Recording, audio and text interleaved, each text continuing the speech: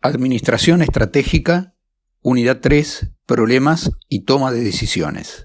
Un problema es una pregunta que se hace acerca de una discrepancia entre lo deseado o esperado y la realidad. Muchos sucesos se contraponen a los deseos o expectativas, lo que genera un problema, el que se intenta resolver. Para que la pregunta se convierta en problema, se requiere la intención de contestar las preguntas planteadas. Así los problemas pueden ser teóricos o prácticos. Lo que interesa es cómo resolver el problema, las decisiones que se toman para resolverlo y las acciones que se deben ejecutar para solucionarlo, lo que llevará a reducir la discrepancia entre lo deseado o esperado y la realidad. Si una pregunta no tiene respuesta, entonces no es una pregunta válida. Si un problema, el que genera la pregunta, no tiene respuesta o solución, entonces no es realmente válido el problema y hay que cambiar la manera de entenderlo. Parece que entonces hay que enfocarse en trabajar los problemas y las preguntas. Si la mirada al problema está aislada del contexto y otras personas, difícilmente se descubran otras maneras de detectar el verdadero problema. El contacto y la interacción con otras miradas y personas produce un impacto o efecto que motivará a trabajar un problema hasta convertirlo en nuevos problemas y preguntas. Al cambiar la mirada al problema, cambia el punto de vista del problema real. Todo problema plantea restricciones, límites o posibilidades que pueden ser explícitas o implícitas. Entonces las acciones que se ejecuten deben tener en cuenta estas restricciones y o posibilidades. A veces las condiciones de un problema están escondidas, por eso es importante revisar y analizar todas las condiciones del problema. Los problemas pueden clasificarse de acuerdo a cómo surgen o se abordan. Los problemas de razonamiento, que para resolverlos se utiliza la lógica y sus operaciones de ordenación y de inferencia. Problemas de dificultades. Se sabe la respuesta a un problema, pero se tiene oposición o dificultad para ejecutarla. Problemas de conflictos, que aparecen a causa de la oposición de la voluntad de los demás, ya sea porque no se entienden o porque se oponen a nuestros proyectos. Convergentes, tienen una solución única o un conjunto de soluciones definidas. Divergentes, tienen un número indeterminado de respuestas posibles que dependen de la creatividad de la persona. Ser hábiles para resolver un problema implica ser sabios para identificar cómo y en qué momento hay que adaptar, reformular, transformar o evitar el problema.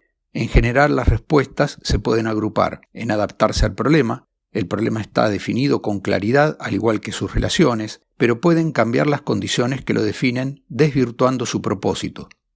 Reformular, transformar el problema. Cuando las condiciones son flexibles, pueden ser eliminadas, ya sea que existen otras fórmulas para mejorar la formulación, o evadirlo cuando son innecesarios o cuando los riesgos son muy altos. Eric Berne, fundador del análisis transaccional, decía que el ser humano tiene 3 necesidades psicológicas básicas que necesariamente tiene que cubrir de una manera positiva o negativa. Las positivas son hambre de estímulos, como ser estímulos externos, por ejemplo, un proyecto que satisface los deseos de lograr una meta y para ello consulta información, dialoga con otros, viaja, corre riesgos, se divierte, etc.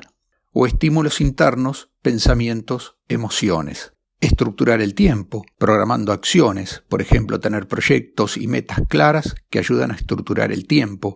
Reconocimiento. Al resolver el problema puede generar un sentido de respeto, aprecio y que los demás valoren lo realizado.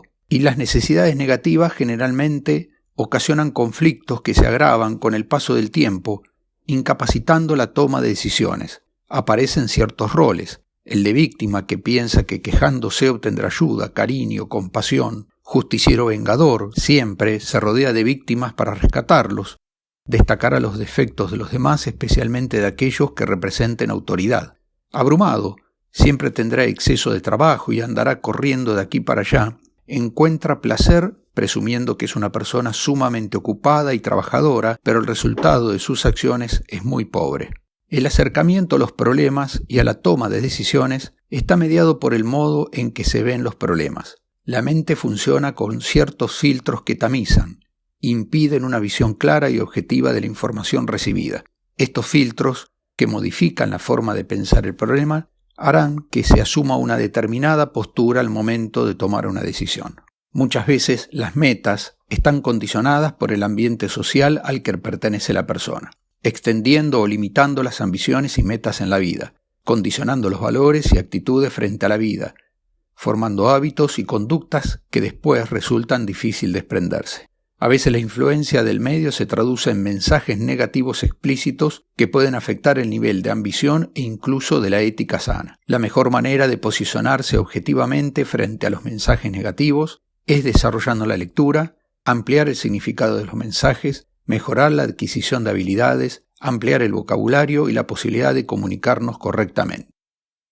Además de los filtros mentales y de los mensajes negativos del medio ambiente, hay que considerar que las personas son seres lingüísticos, que esencialmente construyen o destruyen significados a través de los actos del habla. Lo que decimos o expresamos está relacionado con los filtros de la mente. Las acciones físicas también están reguladas por nuestros diálogos internos y externos, que son las palabras que modulan la interacción con el mundo, la visión de la vida y los estados emotivos. Taxonomías del tipo del habla, como afirmaciones, solicitudes, declaraciones, promesas, expresiones, disculpas. Los actos del habla revelan nuestro ser y aspiraciones. Analizar los actos del habla y la emotividad nos ayudan a tomar mejores decisiones ante los hechos de la vida. El grado de visión, calidad y creatividad se refleja también en los juicios y declaraciones.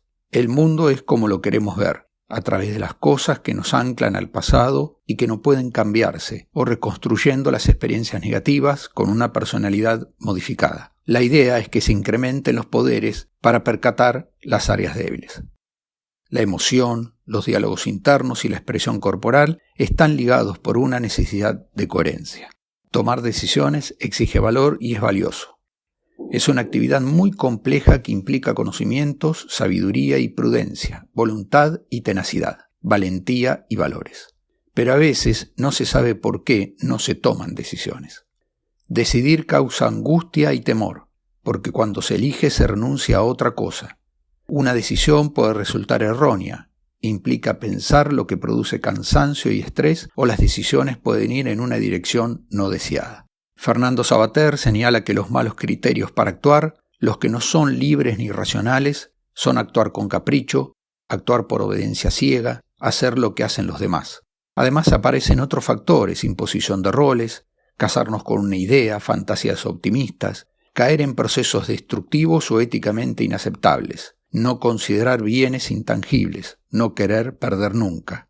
Algunos filósofos atribuyen la infelicidad de millones de personas a la modificación y disminución de sus valores, pero hay muchas variables que definen la riqueza de una comunidad o de una persona. El pensamiento estratégico como la capacidad para planear el rumbo de las acciones a fin de conseguir las metas, lo que requiere una educación de las emociones para que éstas no interfieran con los planes. La proactividad de las personas deben verse a sí mismas como agentes de cambio.